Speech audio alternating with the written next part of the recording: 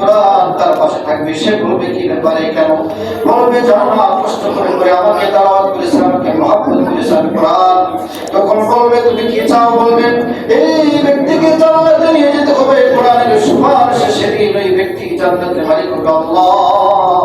এই কোরআনের উসিলা করে আমরা সবাই যেন জান্নাতের মালিক হতে পারি, সেই তৌফিক দিয়ে দিয়ে রব্বুল আলামিন।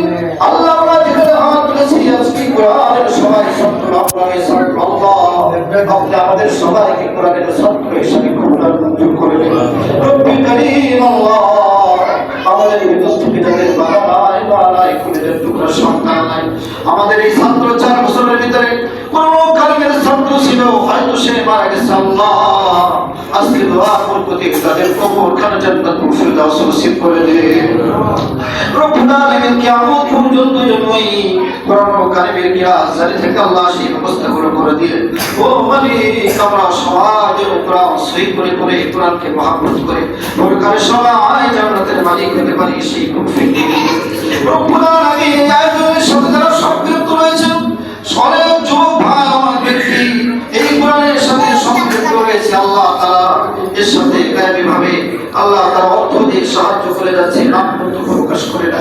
ও মালিক আপনি তাদের নাম জানেন, আল্লাহ কোরআনের মধ্যে আল্লাহ এই মানুষগুলো জান্নাতের মালিক হতে পারে, সেই তৌফিক দিয়ে রব্বির হামহুমা কামা রাব্বায়ানি সগীরা।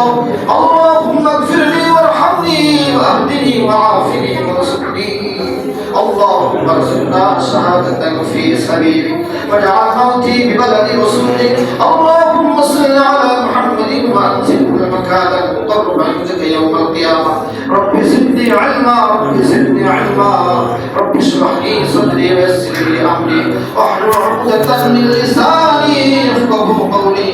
سبحان ربك رب العزة عما يصفون وسلام على المرسلين والحمد لله رب العالمين.